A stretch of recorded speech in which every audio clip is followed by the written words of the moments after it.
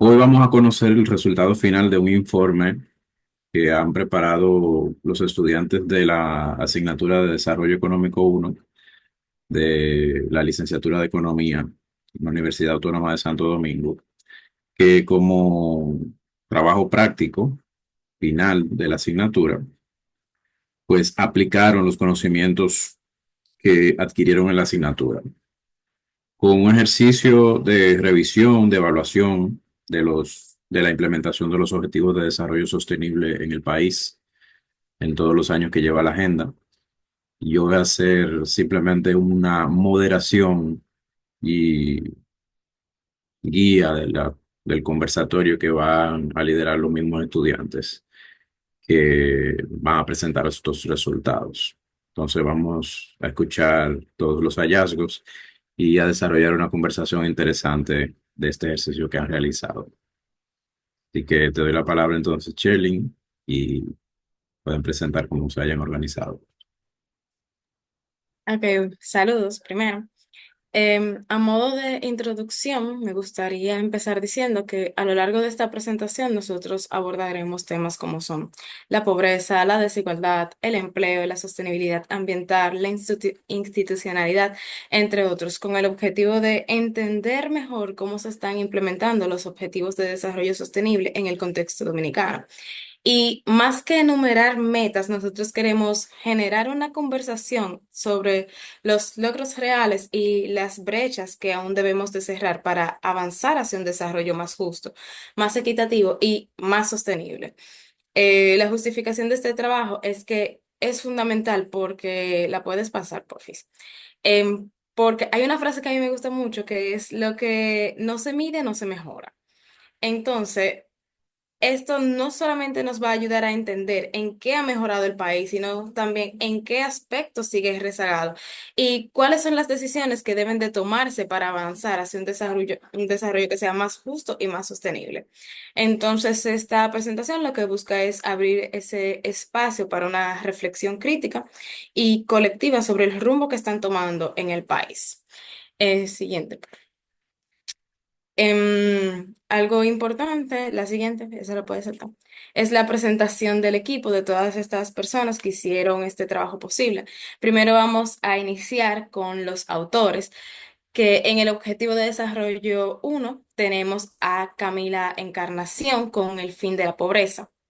En el objetivo de desarrollo 2 está Aide Peña, que trabajó Hambre Cero, Rushaner Minaya, que trabajó Salud y Bienestar. Jennifer Díaz trabajó educación de calidad. Adrián Cubilete, que fue el encargado de la igualdad de género. Guay Novas, que fue agua limpia y saneamiento, la siguiente. Ahí estamos presentando los rostros para que no sean simplemente como que él trabajó tal y tal cosa. Eridane Eugenio, que trabajó energía asequible y no contaminante. Ana Dicen, que trabajó el ODS 8, que es trabajo decente y crecimiento económico. Alexander Disla, encargado de industria, innovación e infraestructura. Luigi Alberto de la Cruz, que trabajó la reducción de las desigualdades. Luis Anderson Zapata, que fue el encargado de ciudades y comunidades sostenibles, que es el objetivo de desarrollo 11. José Miguel Junior Mieses, que trabajó el objetivo 12, que es producción y consumo responsable. Yendi Rodríguez, acción por el clima. Freisy Santos, que trabajó vida submarina. Osvaldo Maracayo, que fue el encargado de vida de ecosistemas terrestres. Warren Steven Mansueta, que trabajó paz, justicia e instituciones sólidas. Y por último, Alexandra González Sánchez, que fue Alianza para lograr los objetivos.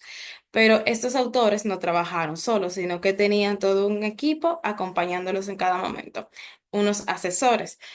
Como asesor de los objetivos uno, 2 y 3 estuvo Rushaner Minaya. De los objetivos 4 y 5 estuvo Emanuel Francisco. En los objetivos 6 y 7, Nardian Milos y Zarzuela. A partir del 8 al 11 estuvo acompañándolos Serenia Matos. Objetivos del 12 al 14 estuvo Daniela Pérez y por último, pero no menos importante en esa parte, de los objetivos del 15 al 17 estuvo siendo el acompañante Marjorie Ovalle. Siguiente, por favor. Entonces, como equipo de organización, nosotros tuvimos a Rainer Lara, que fue el encargado de hacer la introducción y el contexto de este trabajo, y también Amada Eusebio, que fue la encargada de hacer las conclusiones y las recomendaciones, y su servidora, Cherlyn Paniagua, que fue la encargada general de este trabajo. Bien, antes de seguir adelantando, es importante presentar cuál fue la metodología de este trabajo. Y para la elaboración de este informe, nosotros adoptamos un enfoque metodológico mixto, es decir, que combinó el análisis documental y el uso de datos oficiales, además de la organización temática. Conforme a los objetivos de desarrollo sostenible, que son lo establecido por la Agenda 2030. Nosotros iniciamos con la recopilación y la revisión de estadísticas, de marcos normativos y de documentos de planificación nacional, utilizando las fuentes oficiales de registro, como fue la Oficina Nacional de Estadística, los ministerios sectoriales, los reportes emitidos por organismos multilaterales, como son la CEPAL, el PNUD, FAO, el Banco Mundial, y también tomamos en consideración la Estrategia Nacional de Desarrollo 2030 con el propósito de nosotros contextualizar el desempeño del país en el periodo que estamos, que fue el periodo 2014-2024. Entonces, ahora sí, antes de seguir avanzando, es la presentación de la vinculación del trabajo con la materia. Básicamente, esto se puede resumir con nosotros llevar a la realidad toda la teoría que estuvimos tratando a lo largo de este curso. Es decir, no solamente evaluar de manera cuantitativa, sino que vamos a abordar la calidad del desarrollo en términos de inclusión, de sostenibilidad ambiental, equidad de género, etcétera. Ahora sí, puedes pasar a la siguiente. Bien, una pregunta importante para empezar con este trabajo es ¿cuáles han sido los hallazgos más importantes dejados por el informe? Y para hablar de hallazgos, nosotros debemos de tomar en cuenta que así como en el periodo analizado han existido avances, también los resultados ponen en la mira esos desafíos estructurales. Una de las cosas que podemos mencionar es que se ha logrado una reducción significativa de la pobreza extrema del 8,2% en 2012 a un 2,4% en el 2024. Y eso fue gracias a políticas sociales focalizadas, como lo fue Supérate y Comer es Primero. Estas iniciativas, vamos a decir que priorizaron la transferencia directa de recursos a los sectores más vulnerables y que contribuyeron a contener el impacto de la crisis como lo fue la pandemia. Esto también mejoró las condiciones de vida, demostrando que ay Dios mío, que la focalización y el acompañamiento social pueden ser herramientas poderosas para reducir la pobreza extrema. De manera más rapidita para poder irnos. Ajá. En materia de, de salud, nosotros tuvimos la ampliación del régimen subsidiado, que permitió que más del 80% de la población en situación de pobreza tenga acceso a servicios esenciales, lo cual no solamente mejora la calidad de vida, sino también que fortalece la prevención y el manejo de enfermedades, particularmente en zonas rurales y sectores históricamente desatendidos. También vimos logros en educación, en materia ambiental y entre los desafíos, para ir al grano, estuvieron la persistencia de las desigualdades, persistencia de desigualdades territoriales, de género, de ingreso, una brecha entre el crecimiento y el desarrollo social y la vulnerabilidad ambiental y territorial. Ahora bien, si vamos a entrar en materia. A mí me gustaría iniciar con la presentación con la esfera de personas, porque es con esta. Bueno, de aquí es que se parte el compromiso de los Objetivos de Desarrollo Sostenible de mejorar la calidad de vida de las personas, especialmente de las más vulnerables.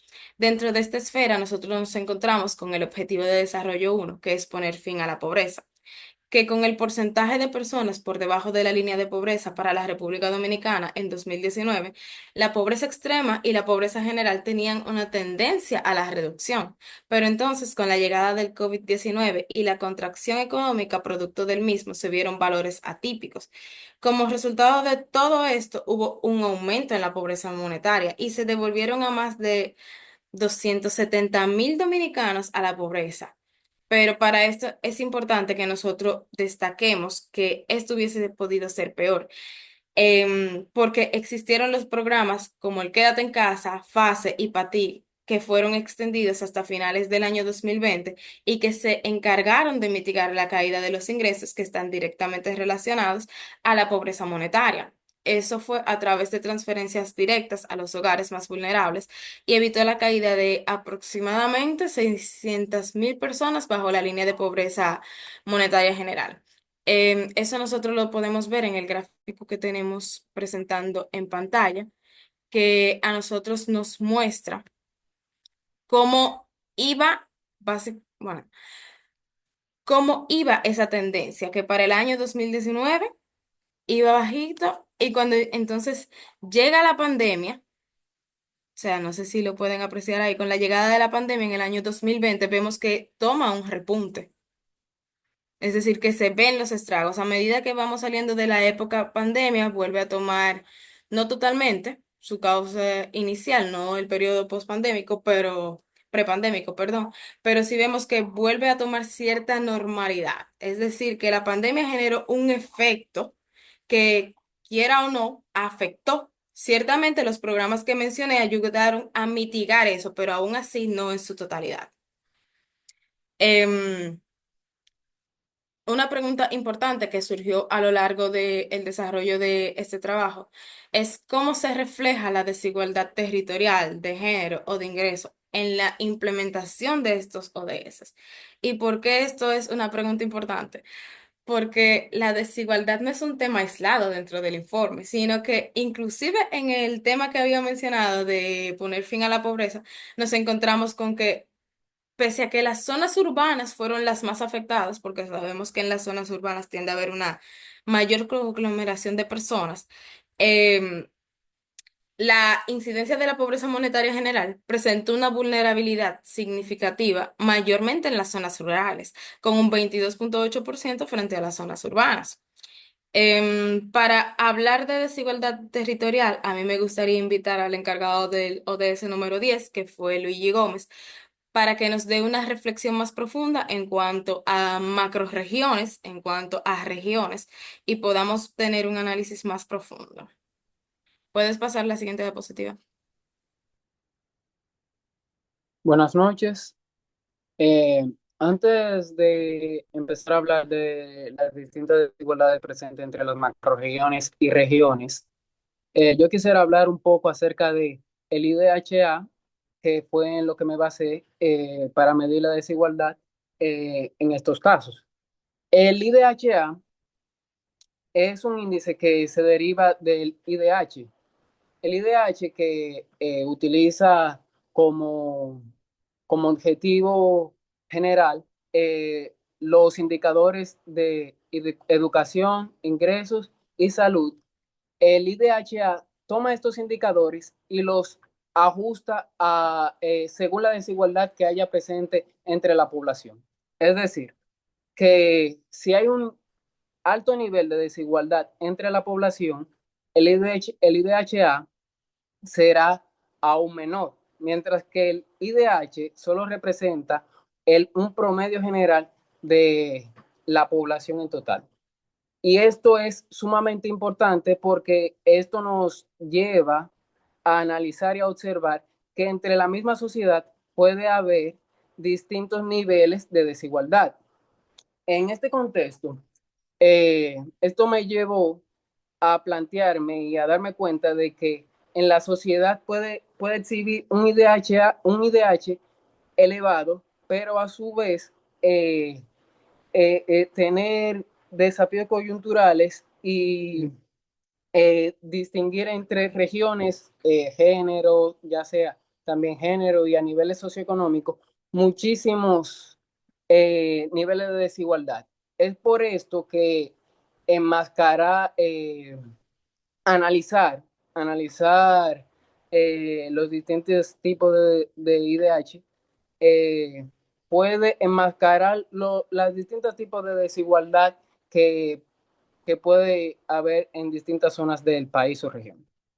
Ahora bien, pasando a analizar los distintos gráficos, podemos ver que abajo a la izquierda está presente el gráfico de las macroregiones. Eh, no, abajo, sí, abajo a la izquierda. Está presente el gráfico de las macroregiones. En este gráfico, no, abajo a la derecha. En este gráfico podemos ver que hay un, disculpe si no veo bien, es que estoy desde el teléfono, ya que la computadora no me entra. En este gráfico podemos ver que entre las distintas macroregiones hay grandes brechas de desigualdad. Desde el 2016 hasta el 2022, la brecha se ha mantenido, siendo, habiendo una brecha reducida entre la macroregión norte, que comprende lo que es el Cibao, y la macroregión sureste, que es Osama, Yuma y Guam. Entonces, si pasamos a un nivel regional dentro de las mismas macroregiones, arriba de esta podemos ver la macroregión norte, que es la que está comprendida por las distintas regiones del Cibao. Y podemos ver que al inicio del 2016 había una gran brecha entre la macroregión noreste y, las otras tres macroregiones que son del Cibao del Sur, Cibao del Norte y Cibao del Oeste. ¿A qué se puede deber esto? Esto se puede deber a que en estas zonas no suele haber el mismo nivel de inversión pública que en las demás regiones. Eh, ya para no abordar mucho, también podemos ver que en la macroregión eh, sureste se puede ver que se ha mantenido la desigualdad a lo largo de ese periodo y en la macroregión suroeste, a pesar de que ha sido la macroregión con más nivel mayor nivel menor nivel de desigualdad, es la que aún presenta un poco de crecimiento. Ya. Bien, Luigi nos estaba hablando sobre desigualdad a nivel territorial. Puedes pasar la siguiente diapositiva. Pero también existe desigualdad desde la perspectiva de género, que resulta aún más evidente. ¿Y por qué yo digo esto? Bueno, porque los hombres predominan en sectores más informales, como lo son la construcción y la agricultura, pero entonces las mujeres enfrentan mayores obstáculos para acceder a los empleos formales estables.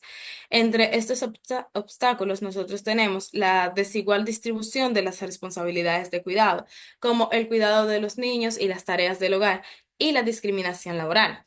Estos factores limitan significativamente las oportunidades laborales para las mujeres, perpetuando entonces las desigualdades históricas en el mercado de trabajo dominicano. Para esto, ahí tenemos el gráfico de la brecha de horas trabajadas, por eso lo vamos a tratar ahora, porque aparte de esto, nosotros hablamos de las responsabilidades, pero al hablar de esas responsabilidades es importante mencionar de que existe una brecha de horas durante los 10 años analizados que las mujeres han trabajado consistentemente más horas que los hombres.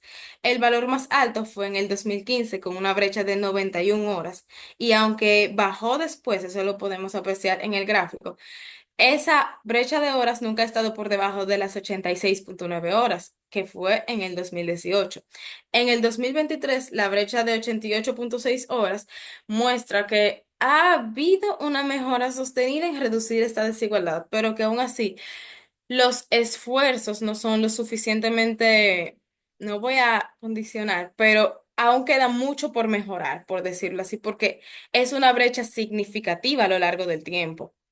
Es decir, es una brecha que se ha sostenido y que ciertamente hay esfuerzos que lo vemos porque ha venido disminuyendo, pero que aún queda mucho trabajo por delante en cuanto a este indicador.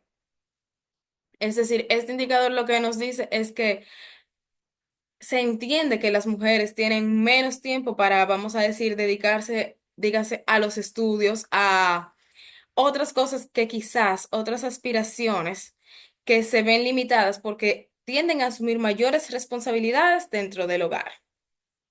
Entonces, hasta que no eduquemos a la población, estamos dejando a una gran parte de la población productiva, como son las mujeres, fuera de ese mercado laboral que termina afectando lo que es la economía.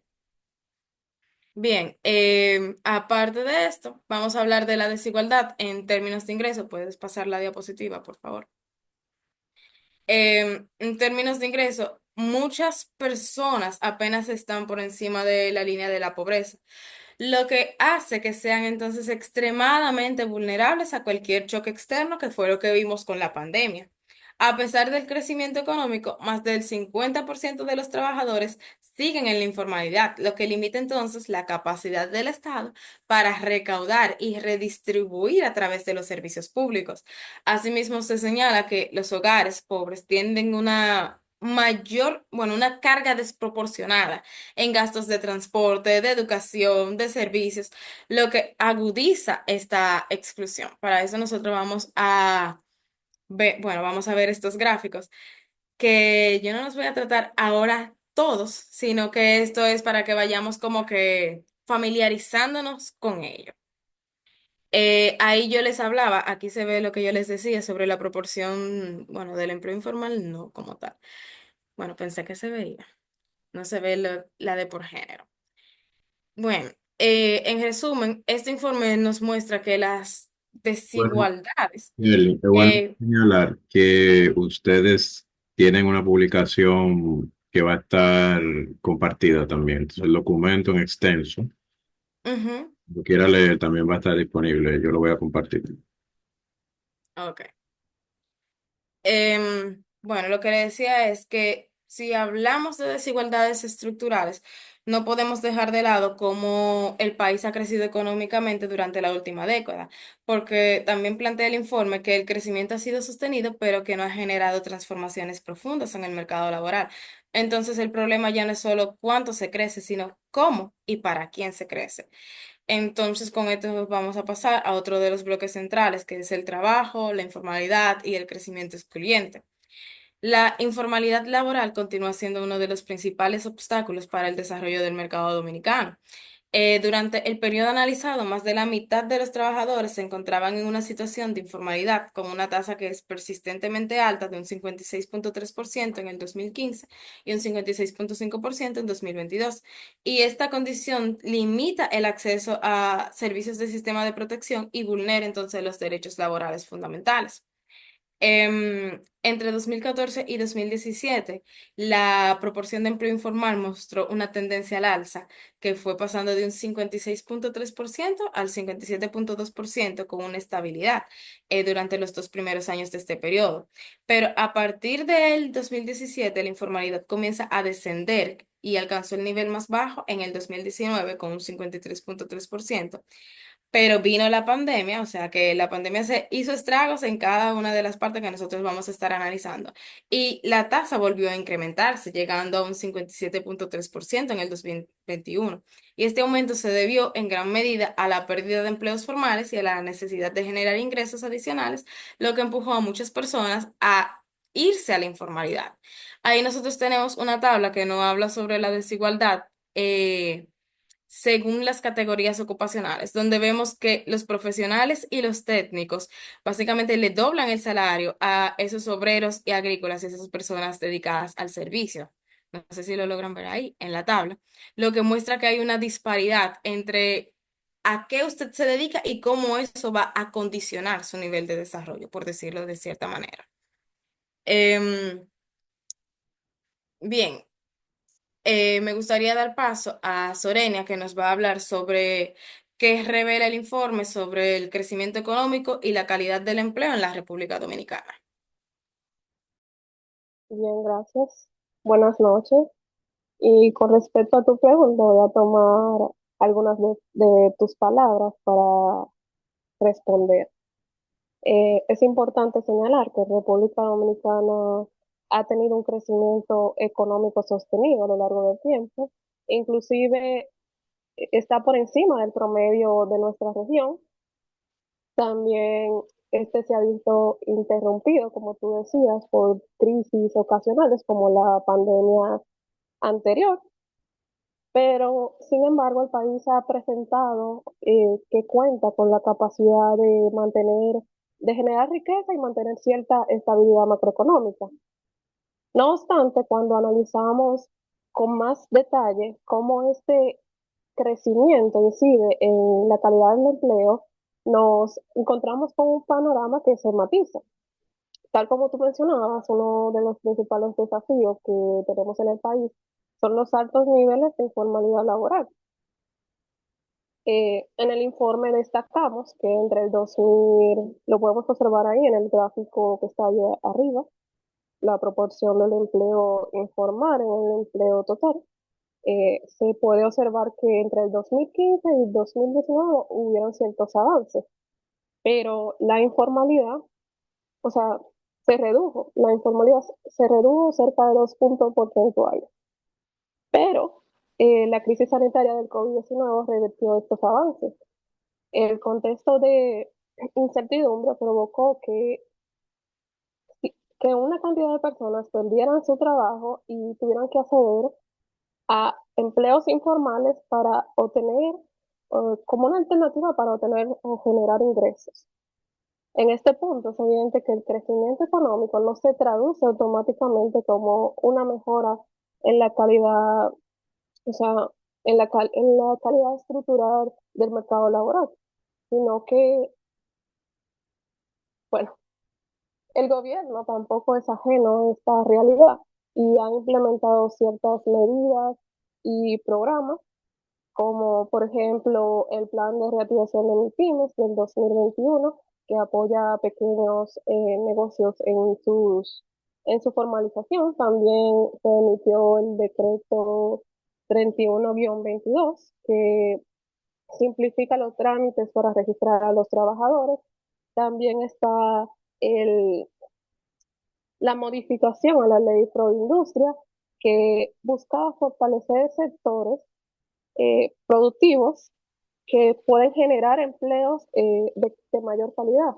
Además, otra iniciativa que me gustaría destacar, que es reciente, a cargo del Ministerio de la Juventud.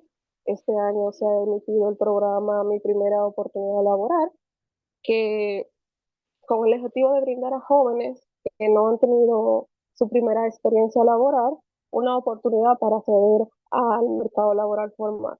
Muchas gracias.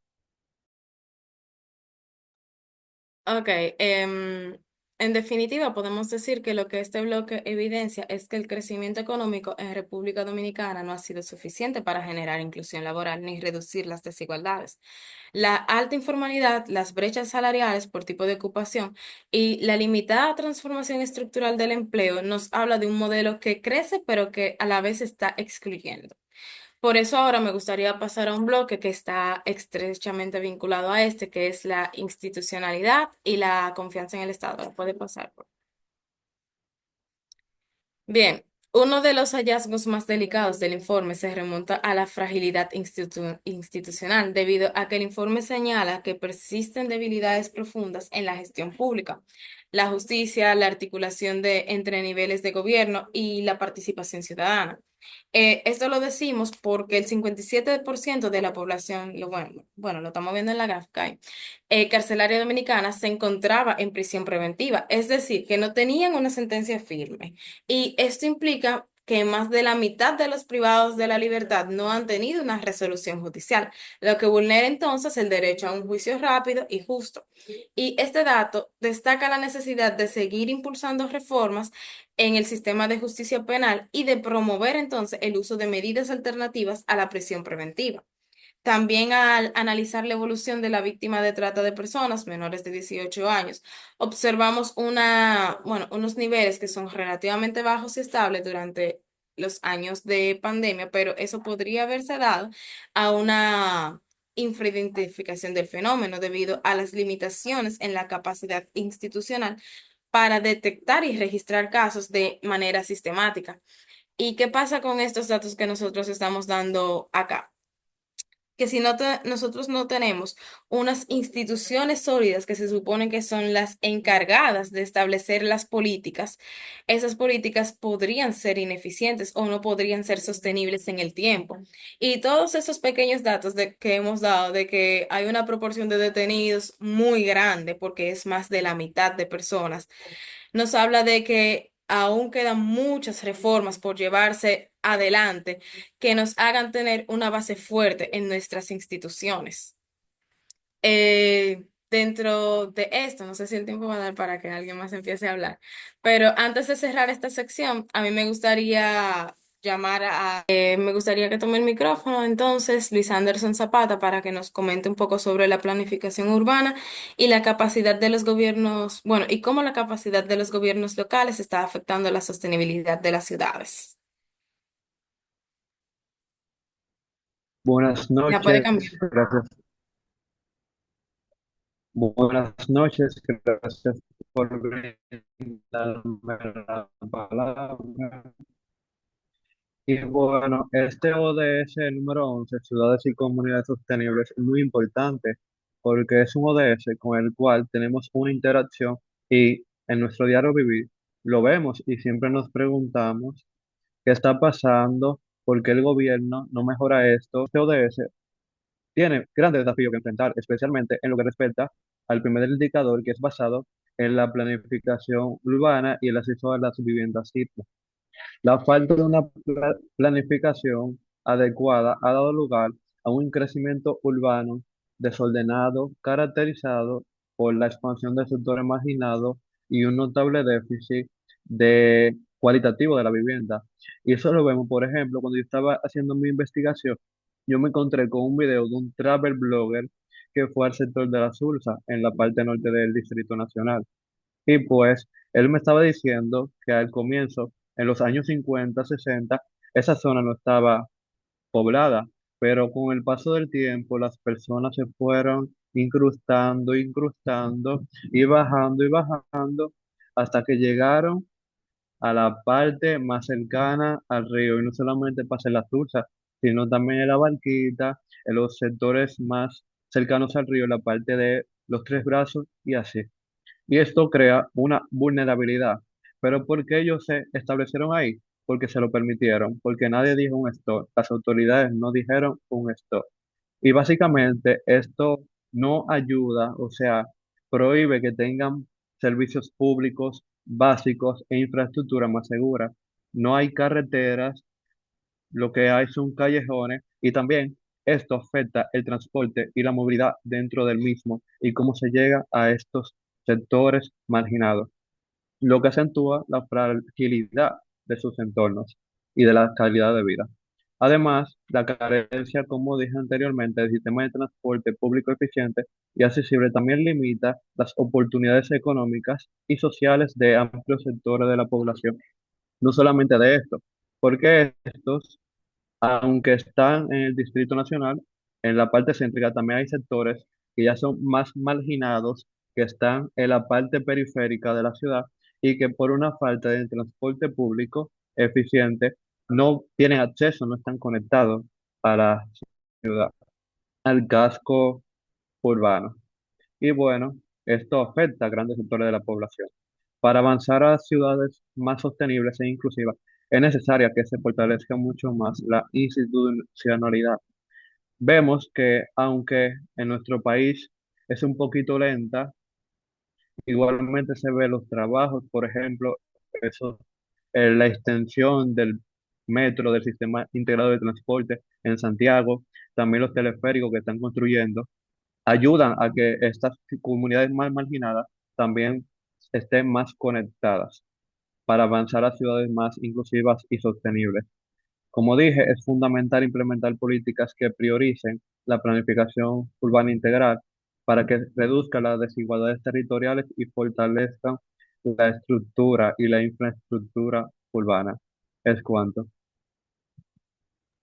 Bien, retomando la palabra, a modo de cierre, podría decir que la institucionalidad no es un aspecto técnico que está aislado, sino que esta es lo que sostiene o lo que debilita todo el esfuerzo de desarrollo, que era lo que decía ahorita.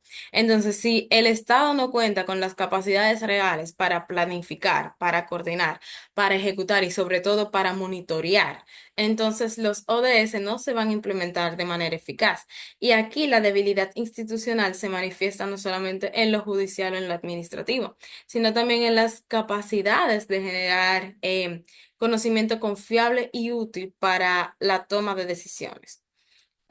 Antes de continuar, hay una pregunta que a mí me gustaría tratar y es hasta qué punto los datos disponibles permiten hacer un monitoreo riguroso y transparente del cumplimiento de las metas. Que esta pregunta es importante tenerla en consideración aquí, ya que estamos precisamente en el eje de la institucionalidad. Em, para responder esta pregunta, yo me fui directamente al Objetivo de Desarrollo Sostenible 3 porque Richard fue quien lo desarrolló y él me planteaba la dificultad ese es el ODS de salud y bienestar, me planteaba la dificultad de el acceso a la información, la desactualización de los datos y que en muchas de las ocasiones se topaba con estimaciones. Y todo esto nos deja claro que aunque se ha mejorado el seguimiento en términos formales, todavía hay vacíos que impiden tener una visión completa y rigurosa del cumplimiento de muchas metas. Es decir, que a nivel institucional todavía hace falta muchas regulaciones para que nosotros podamos tener una medición real de cómo va el país en materia de qué. Nosotros hemos tratado muchos avances y desafíos del desarrollo desde la perspectiva económica y social hasta ahora, pero no hemos tratado todavía algo sumamente importante que es la esfera del planeta. Puedes pasar a la siguiente, por favor. Y es que el desarrollo sostenible no puede sostenerse si nosotros seguimos ignorando los límites ambientales y los riesgos que enfrenta entonces el entorno natural. Y el informe es muy claro en este punto.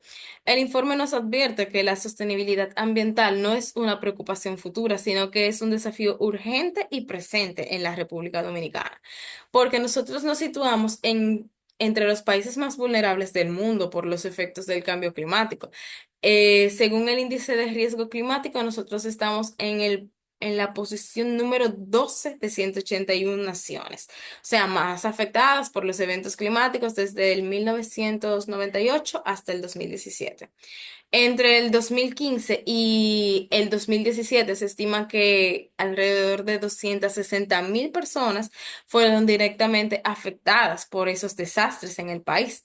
Y en 2015 se registraron que 315 personas eran afectadas por cada 100.000 habitantes.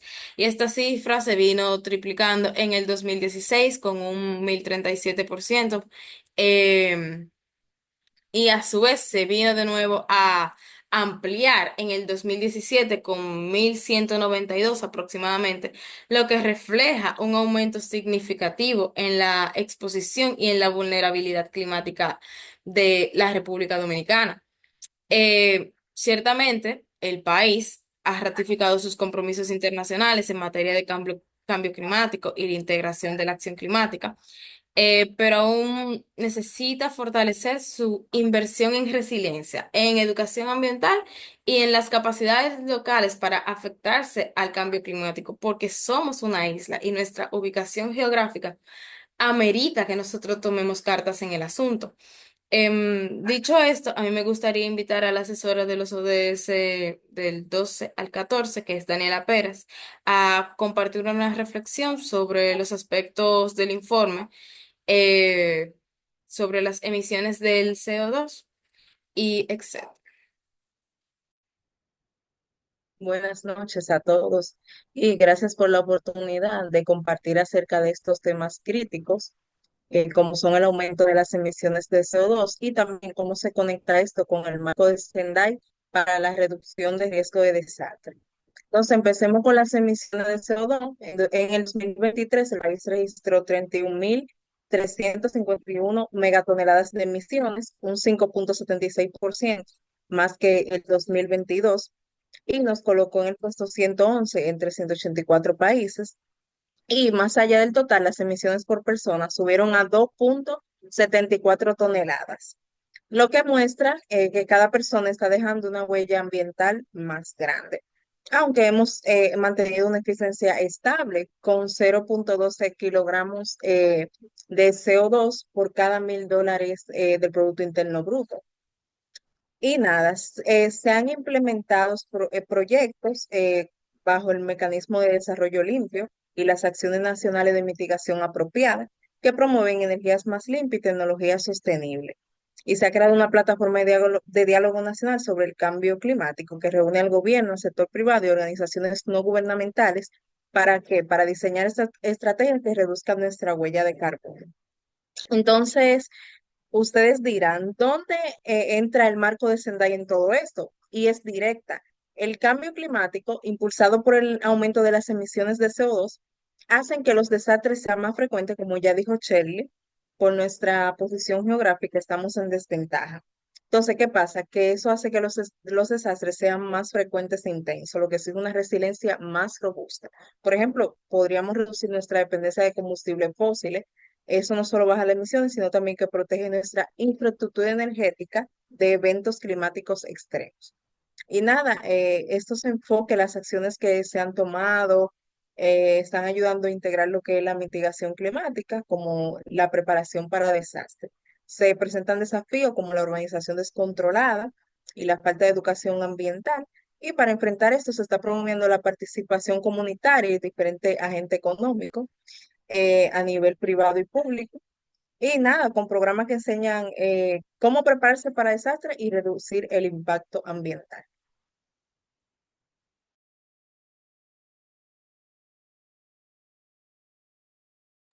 Bien, para continuar en el área terrestre, puede pasarla por. Se ha visto que gracias a políticas de reforestación y al compromiso local con la restauración, para 2011 la cobertura se había incrementado a casi el 40% del territorio.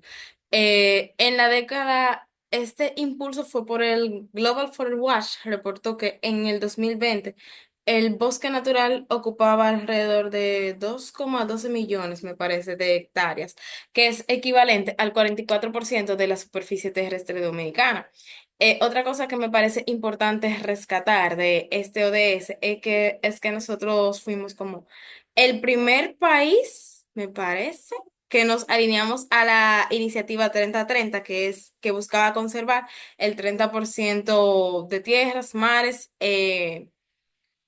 hacia 2030. Sí. Ujú. El 25,32% del territorio nacional está protegido y un 10,8% de las aguas marinas. Es decir, que vamos alineados en ese sentido con los objetivos de desarrollo sostenible. Para no solamente quedarnos en la parte terrestre, yo voy a invitar a Freisy para que hable sobre la vida submarina. O sea, considerando que esto tiene una importancia fundamental al ser una isla. Claro que sí. Buenas noches, compañeros. Yo le voy a estar comentando algunos de los avances y desafíos que hemos presentado en esta importante ODS, que es la vida submarina. Para ese Hace el análisis. informe, perdón, ok, gracias. Para este informe, nosotros trabajamos con tres indicadores. El primero es la densidad promedio de desechos plásticos e índice combinado. Dentro de los avances significativos que hemos podido presentar en nuestro país con respecto a esta ODS es que en el 2016 fue creada el Programa Nacional de Playas Limpias RD, que muchos hemos escuchado y muchos hemos participado. Esto fortaleció las acciones comunitarias e instituciones en torno a la limpieza de costas. Esto fue muy importante, pero aún tenemos como desafío que apenas el 41% de los municipios costeros cuentan con un sistema de acueductos de recolección de residuos sólidos, lo que significa que estos residuos llegan completamente a nuestras playas, nuestras zonas costeras, y pues nos interrumpen un poco lo que es poder avanzar en esta ODS.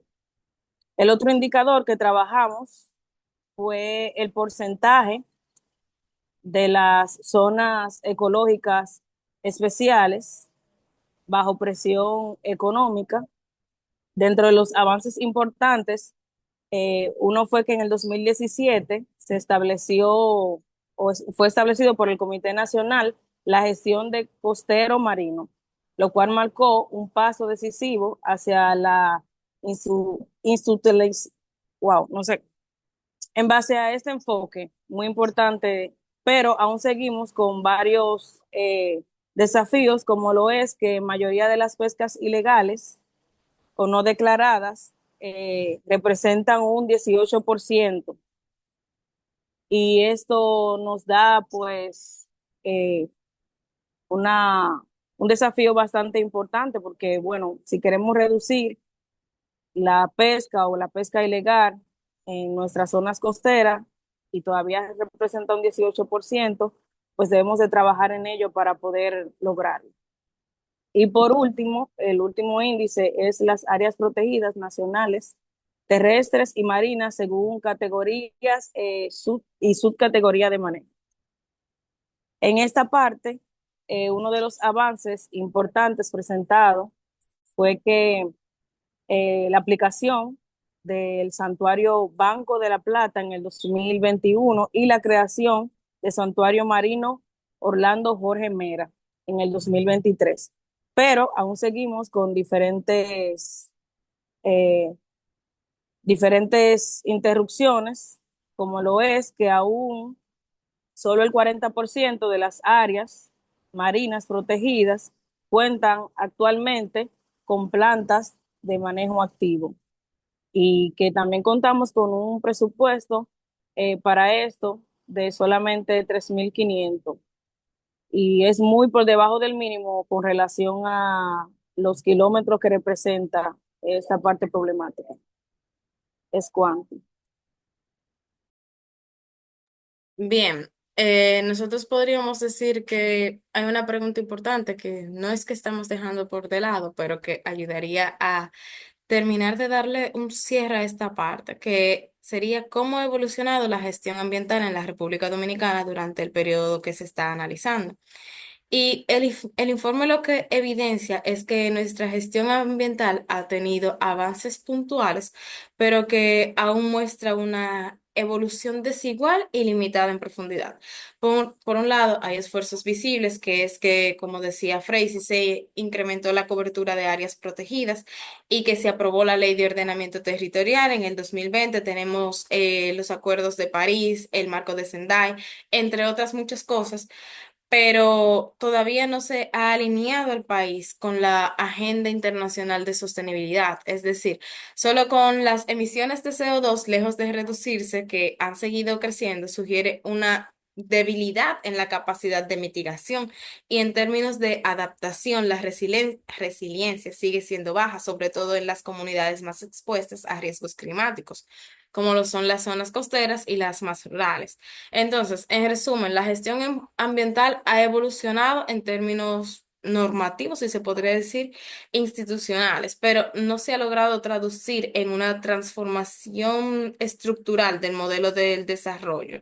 Entonces, representa una contradicción. Avanzamos en el discurso, pero en el deterioro ambiental todavía faltan los hechos, o sea, no se ha concretado en su totalidad. A mí me gustaría que Nardia, que es la asesora de los objetivos 6 y 7, nos hablara sobre cómo la diversificación de las fuentes energéticas en el país colaboraría con esta parte. Ok, muy bien. Ahí vamos a encender la cámara.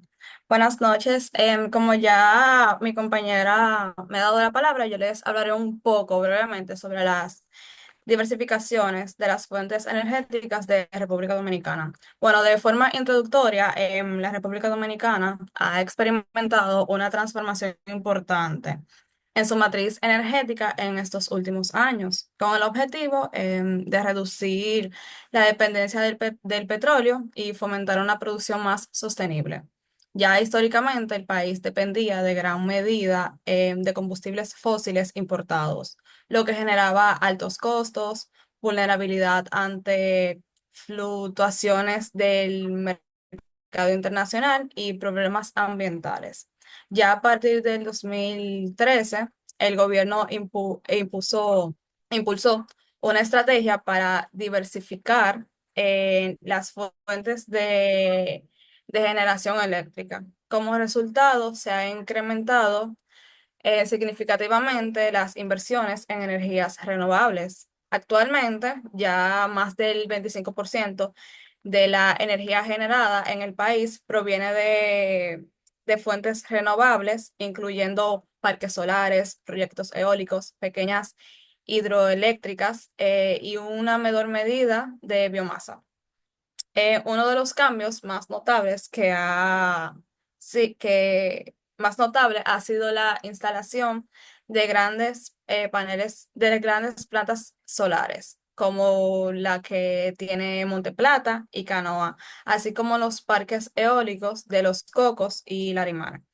Estas infraestructuras han permitido no solo reducir las emisiones de gases contaminantes, sino también estabiliza los precios de la electricidad a mediano y largo plazo. Además, también la entrada en operación de la central termoeléctrica en Punta Catalina en el 2020, que funciona con carbón mineral, ayudó a disminuir la dependencia del petróleo, aunque también generó controversias. Ya ustedes saben, debido a su impacto ambiental y otras cosas. Sin embargo, en el contexto de la transición energética, el país se encuentra debatiendo si debe acelerar sus salidas de fuentes como el carbón para centrarse más en energías limpias. Ya en el marco legal ha sido fundamental para atraer inversión extranjera y local en ese sector. Ya en la ley 57-07 sobre energías renovables se establece incentivos fiscales y garantías para los desarrolladores, lo que ha contribuido al auge de nuevos proyectos. Ya a pesar de los avances, todavía existen desafíos relacionados con la capacidad de transmisión, la burocracia y la necesidad de modernizar el sistema eléctrico para integrar más energía renovable de forma eficiente.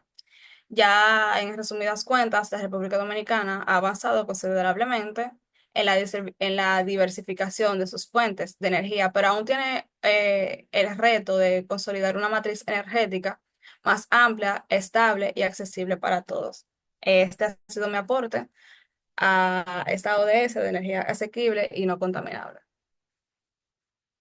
Bien, Nardian tenía ahí presentando dos gráficos que me parece importante como traer un poquito a colación.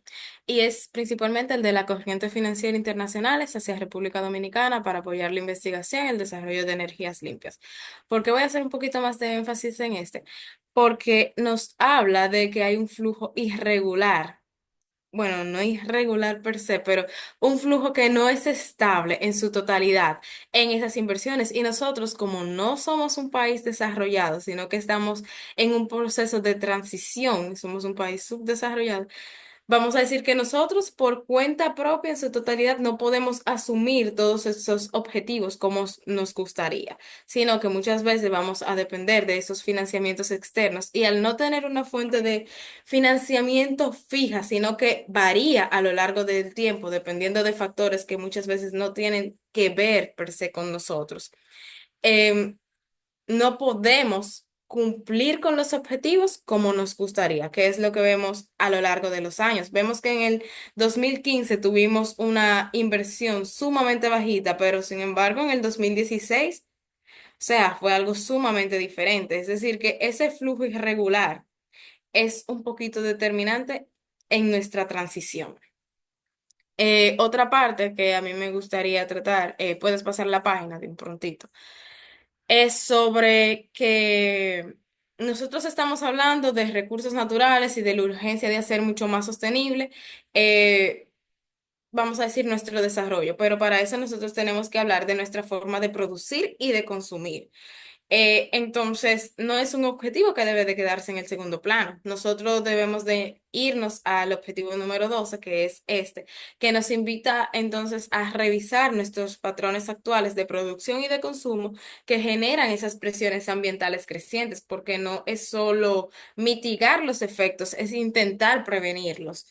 Entonces, para hablar de esto, nosotros podemos decir que no encontramos, o al menos durante esta investigación, algún proyecto que sea de manejo de residuos sólidos ni de reutilización, sino que son más bien las empresas que han surgido con propuestas que, aunque no son de iniciativa pública, o sea, no son una propuesta gubernamental que nosotros sepamos, eh, se puede decir que desde el 2017 a 2022, el total de los residuos sólidos vertidos en el vertedero de Duquesa, que es el cuadro que estamos viendo ahí, han sido impactantes, pero que se han venido un poquito, no sé si se puede apreciar ahí. Bueno, no, ahí no se está viendo, ahí se está viendo el consumo de agua. Han sido, bueno, se han venido reduciendo.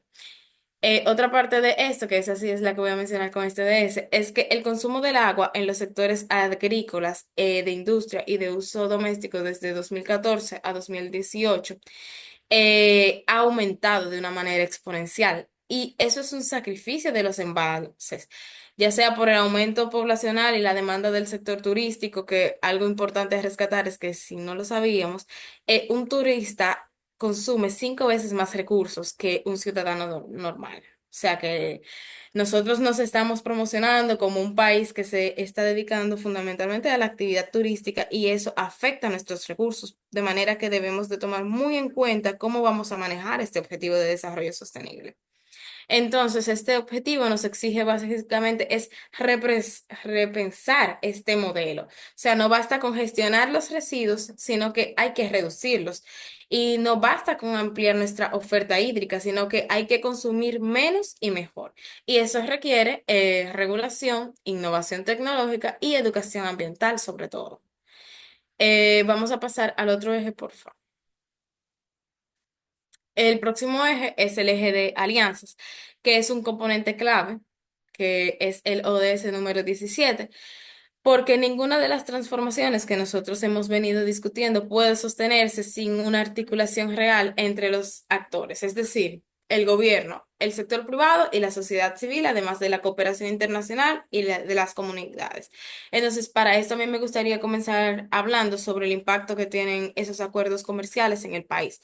Y no hay una mejor manera de hacerlo que hablando del tratado del DRCAFTA y el EPA con la Unión Europea. Esta apertura comercial permitió que el comercio total creciera del 38 al 52% del PIB, con beneficios de mayor acceso a insumos industriales, aranceles inferiores al 3% para materias primas y un sinnúmero de beneficios más. Pero si bien se han recibido recursos y apoyo técnico, el país enfrenta entonces el reto de alinear esas asistencias con las verdaderas prioridades nacionales y territoriales. ¿Por qué hago referencia de esto?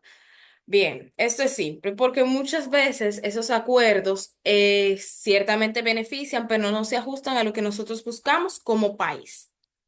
No sé si se da a entender como esa pequeña parte, pero la cooperación no puede ser vista como un fin en sí mismo, sino como un medio para nosotros fortalecer las capacidades nacionales de forma estratégica. Y para esto nosotros vamos a hablar de la inversión extranjera directa en el país. Y me gustaría que escucháramos un poquito a Marjorie, que fue la que estuvo trabajando con esa parte.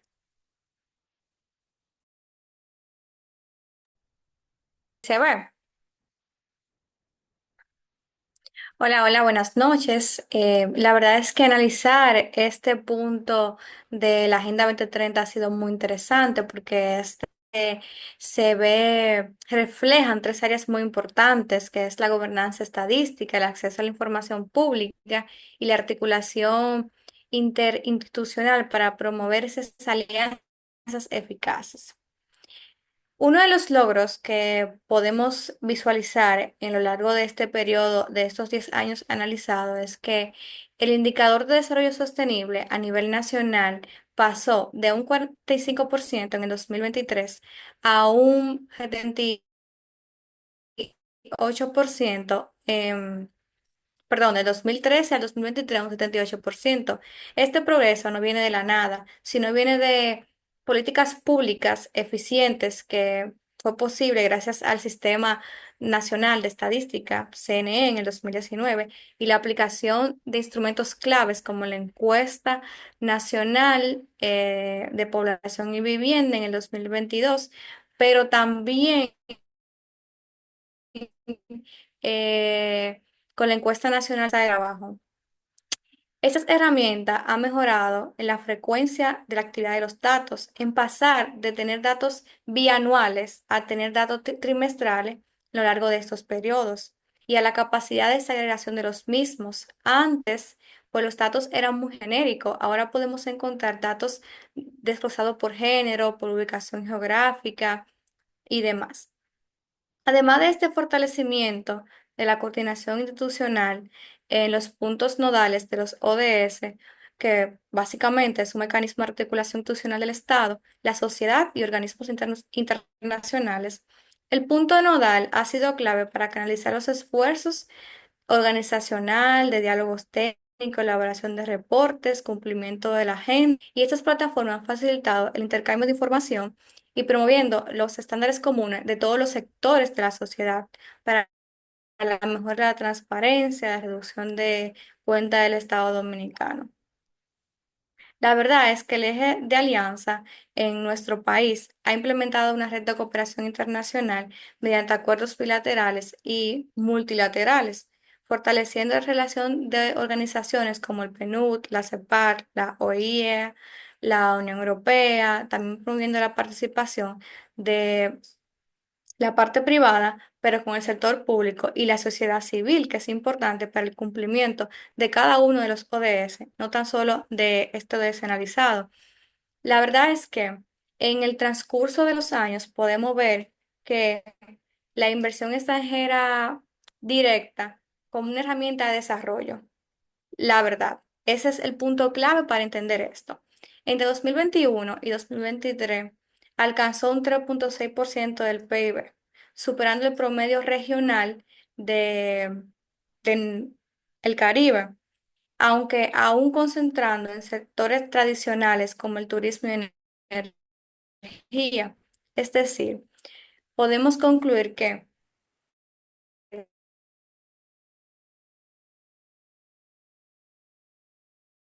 tecnología, la innovación y demás. Para concluir, la verdad es que a pesar de estos logros, tenemos la necesidad de mencionar de que necesitamos seguir avanzando en cuanto a las alianzas, en cuanto a la inversión extranjera directa y su desagregación, porque una baja inversión pública, por ejemplo, en estadísticas como 0,3% del PIB, pues empeora lo que es el sistema y las alianzas estratégicas. El déficit técnico, que representa aproximadamente un 45% de las bases estadísticas, requieren avances estratégicos y sobre todo que esas vacantes sean cubiertas por los dominicanos, que es lo ideal. Y de manera ya muy a conclusión, la República Dominicana ha avanzado significativamente en materia de gobernanza, en acceso a la información, en alianzas estratégicas para el desarrollo sostenible. Sin embargo, el logro pleno del cumplimiento de los indicadores del ODS 17, bueno, la verdad es que todavía necesitan reformas institucionales, espacios de coordinación para esos puntos nodales y consolidar esas alianzas eficaces que aseguren el cumplimiento total de la Agenda 2030 a lo largo de estos 5 años que restan de la agenda. ¿Es cuánto? Bien, con esta parte nosotros cerramos el bloque de alianzas y cooperación, pero antes de pasar a las conclusiones generales, me gustaría, puedes pasarla, por favor, aprovechar el momento para mencionar brevemente algunos de los datos del informe que, aunque no profundizamos per se durante el desarrollo, también merecen ser tenidos en cuenta. Estas son cifras y hallazgos que complementan la lectura general del documento y ayudan a dimensionar mejor los retos que siguen pendientes. Para esto voy a darle la palabra a Rick Shanner, quien fue asesor de los Objetivos de Desarrollo 1, 2 y 3. La puedes pasar, por favor. Bien, buenas noches. Confirma si me pueden ver, por favor.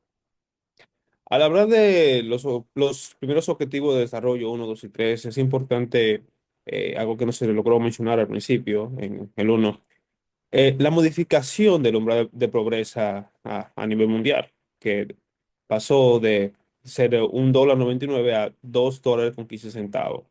Pero eso también se refleja en nuestra realidad en la República Dominicana, en donde la pobreza extrema la pobreza extrema en el 2016 era alrededor de, estimada o considerada, alrededor de 2.569 pesos al mes. Y ya para el 2024, el año pasado, pasó a ser de 3.760 pesos con 8 centavos. Esto demuestra que con el pasar de los tiempos, superar el umbral de pobreza extrema será haciendo un poquito más complicado. Pero no todo los datos que pudimos recoger presentan un mal presagio. La pobreza extrema en el 2016 era de un 6% y cabe resaltar que el objetivo es llegar a un 2% de pobreza extrema. Ya para 2024 contamos con un umbral de pobreza extrema de 2,4% de la población, lo cual es un dato muy importante y demuestra una tendencia de más o menos un promedio de 0,45% anual en reducción de pobreza extrema. Otro aspecto importante a resaltar es en la ODS número 2, la hambre cero. Muchas de podríamos decirles,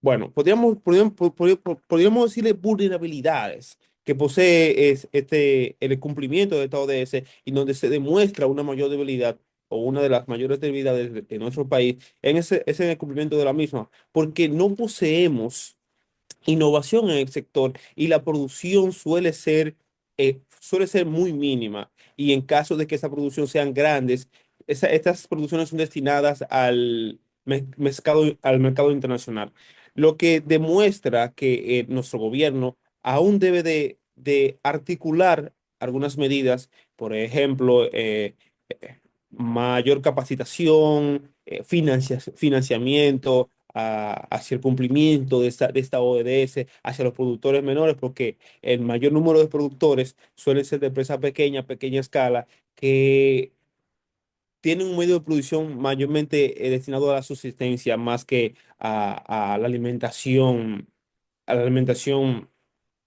poblacional, por así decirlo. En cuanto a salud y bienestar, ¿puedes pasarla, por favor? En cuanto a salud y bienestar, aquí demuestra ciertos avances en algunos indicadores y en otros no, aún nos encontramos un poquito rezagados. Tal es el caso de la mortalidad materna por cada 100.000 nacidos vivos, que el objetivo es un 30%, pero aún en el 2024 lo encontraron por 177,9 179,9 por cada mil nacidos vivos, lo que demuestra que debemos de reducir, si queremos lograr esta meta, alrededor de un 120% más o menos para cumplir con la meta propuesta, con la meta mundial propuesta. Pero en cuanto a la mortalidad en niños menores de 5 años, ahí se presenta un cumplimiento y sobrepasamos el objetivo propuesto de 25 muertes por cada 1.000 nacidos vivos en niños menores de 5 años a tener una cifra de 22,6 por cada 1.000 nacidos vivos. Aún, aún, los datos no reflejan toda la realidad, pero estos son grandes avances en los que hemos podido tener en parte de las ODS. El gobierno o el Estado debe de articular ciertas medidas para el cumplimiento de esta en el 2030. Muchas gracias. Ok, continuando con los datos que queríamos destacar, puedes pasar la diapositiva. En cuanto al ODS 4, que es educación de calidad, Algo que llamó mi atención fueron los resultados de la prueba PISA del 2022. República Dominicana se encuentra por debajo de la media del OCDE en matemáticas, en lectura y en ciencias. En matemáticas, solamente el 8% de los estudiantes alcanzó al menos el nivel 2 de la competencia, frente al 69% en la media de la OCDE. En comprensión lectora, aproximadamente fue un 25% de los estudiantes dominicanos que logró un nivel 2 o superior, mientras que la media es del 74%. Y así sucesivamente. Es decir, que los resultados que nosotros vinimos arrojando no fueron resultados positivos. ¿Y por qué hago mención de esto? Porque cuando iniciamos a hablar en la reunión, hablamos de que se estaba buscando equidad educativa en el sentido de construcción de aulas para los niños, pero de nada nos sirve tener, vamos a decir, esa infraestructura si nosotros no mejoramos en cuanto a calidad. Ahí tenemos, o sea, infraestructura es importante, pero debe de ir acompañada de esa mejora en la calidad de cómo se imparte la educación, porque los resultados ven, bueno, ahí se ve en la gráfica. Nosotros venimos viendo de que no hay avances significativos. Es decir, que no hemos venido mejorando y nos vamos quedando rezagados en materia de educación. Ahí también nosotros tenemos una tabla donde a medida de los años vemos la comparación. En el 2015 nosotros obtuvimos el último nivel, o sea, el último lugar en esa posición de la prueba PISA, lo cual es deprimente realmente. O sea, deja mucho que desear de la educación dominicana. Asimismo, en el 2018 tuvimos el peor desempeño y en el 2022 vimos una mejora, pero seguimos viendo de que queda mucho que trabajar en este sentido. Con esta parte podemos avanzar a la siguiente, que sería el ODS 6, que es en cuanto a calidad del agua, o sea, agua y saneamiento. Y en esta parte lo que a mí me gustaría resaltar es que la proporción de masa de aguas con buena calidad, según la CAS, ha sido buena, aproximadamente de un 88% que cumple con estos estándares de calidad. Más sin embargo, aquí vemos de nuevo lo que es la desigualdad. ¿Por qué? Porque las regiones urbanas tienen ese acceso a la calidad del agua y muchas veces también, o sea, fácil, ajá, fácil acceso, aparte de calidad. En comparación con las regiones rurales, quienes han visto mejoras en cuanto a calidad, pero todavía el acceso se dificulta. Y en el informe nosotros mencionábamos que hay como el 85% de la población dominicana tiene acceso a esas fuentes de agua potable, pero hay un 85%. ¿Qué pasa con el 15%? Es alrededor de 1,5 millones de personas que no cubren completamente esta necesidad básica. Y 1,5 millones de personas no es un número bajito. Podemos seguir a la otra parte, por favor. La otra parte es en cuanto a industria, innovación e infraestructura. En esta parte yo quería destacar cómo el sector manufacturero ha venido perdiendo fuerza en cuanto al mercado laboral, porque se ha visto reemplazado con el crecimiento del sector servicios, que está acaparando el 65% aproximadamente de la población dominicana. Y no es que el sector manufacturero no sea un sector importante, sino que esta parte habla de industria, innovación e infraestructura. ¿Y qué pasa con nosotros? Nos quedamos rezagados en la parte de innovación. Seguimos utilizando las mismas herramientas de años atrás que muchas veces, vamos a decir, bajan nuestro nivel de productividad. Entonces, la parte de servicios es la que ha venido acaparando esa tecnología. Entonces, por eso quería mencionar esta parte acá. Entonces, ya a modo de conclusión, nosotros planteamos unas recomendaciones que a mí me pareció importante traerlas acá, que era en primer lugar, como mencionamos a lo largo de todo este recorrido, que había que fortalecer la planificación interinstitucional, es decir, mejorar la coordinación que ya existe entre los sectores gubernamentales, entre los gobiernos locales y la sociedad civil, porque este desarrollo no se va a alcanzar cada quien trabajando por su lado, sino trabajando como un equipo. especialmente en esos territorios vulnerables. También reforzar la equidad fiscal y la inversión social. Es decir, se debe de ampliar la base tributaria de manera progresiva, no de manera que vamos a decir, sea sorpresiva para la población y se deben de reducir esas exoneraciones, de manera que se garantice que esos ingresos públicos se destinen a la parte de salud, a la parte de educación, a la parte de vivienda y a todos esos servicios básicos.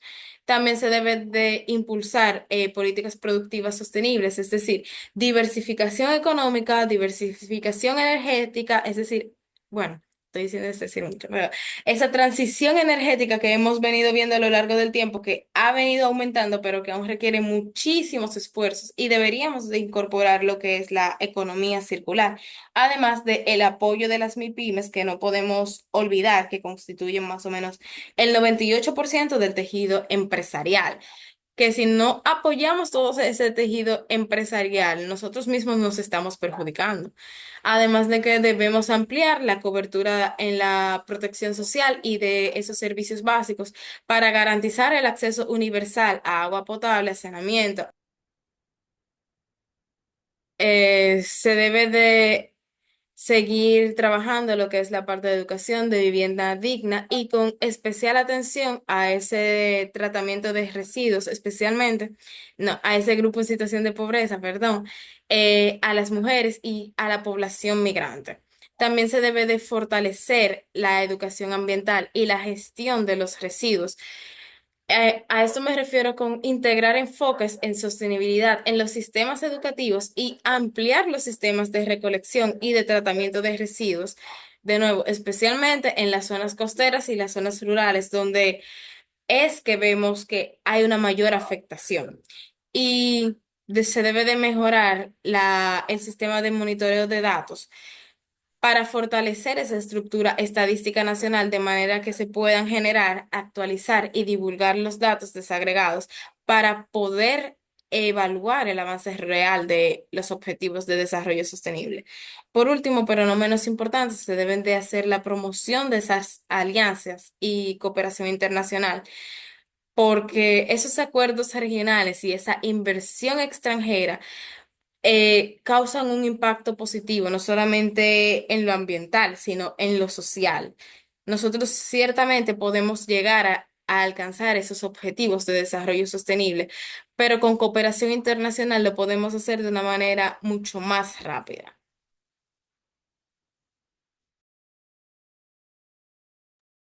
Muy bien, muy bien. Con eso terminaron entonces, Cherlin, ¿verdad? Sí. Excelente, excelente. Bueno, yo no pudiera estar más orgulloso de un grupo de estudiantes que lo que estoy ahora, realmente. Ustedes hicieron un trabajo excelente, muy bueno. Vamos a compartirlo por la misma vía que vamos a compartir este video. Vamos a compartir el documento que hay que decir que, aunque se presentó mucha información hoy, el documento está mucho más extenso también en el análisis de todo, de todos estos elementos y hay más variables mencionadas en él y es muy completo. Definitivamente que pudieron captar, yo creo que lo primero y lo principal es que captan el propósito, el objetivo de aprendizaje de la asignatura, donde pudieron aplicar los conocimientos que dominamos en la materia, incluso sabiendo utilizar los indicadores. Déjenme decirles que en el país no existe de manera sistemática, por lo menos que yo conozca, un ejercicio tan abarcador como el que ustedes han hecho, tan abarcador en el tiempo, que abarque tantos años y tan completo que incluya tantos indicadores. Tenemos portales de información que tienen la información detallada, pero el análisis escrito que ustedes han hecho y las reflexiones que han hecho, combinando todas las dimensiones, haciendo un análisis integral del desarrollo dominicano, dejando ver que a pesar de los avances, tenemos importantes desafíos. Yo pienso que lo supieron reflejar bastante bien. La desigualdad es estructural, la desigualdad se mantiene en un comportamiento muy estable en el tiempo, se profundiza en algunas dimensiones, se complejiza con el avance tecnológico, con los cambios de, con el impacto que generan ciertas tendencias, y también reflejaron muy bien que este periodo no es indiferente al impacto que genera la pandemia en todo el mundo y es el ombligo del periodo que estamos analizando. Entonces, ningún país escapó a ese efecto y el informe también lo refleja. Yo pienso que rescatan lo esencial del modelo de desarrollo dominicano, presente y retos a futuro.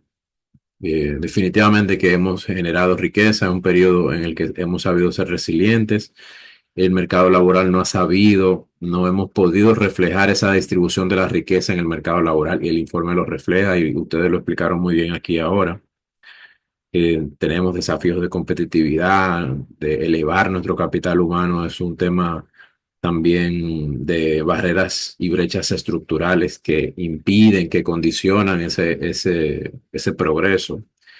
Y que algo muy importante también que destacaba eh, Anderson, tiene que ver con el desarrollo territorial también, y es que parte del reflejo del desarrollo económico desorganizado que hemos tenido, porque hemos tenido un aumento cuantitativo, pero que después luego no es capaz de crecer de manera ordenada en el territorio, y por eso se dan esos desequilibrios geográficos, es precisamente por los rezagos que tenemos en el desarrollo de instrumentos de planificación territorial.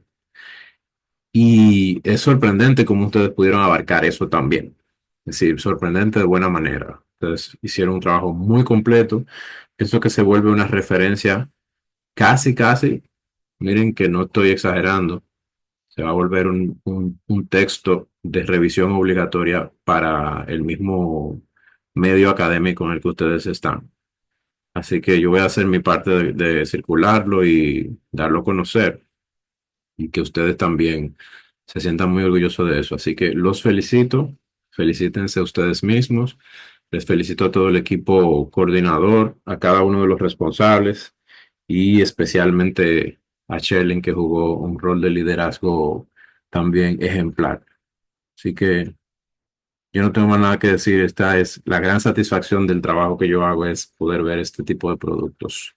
Así que felicidades.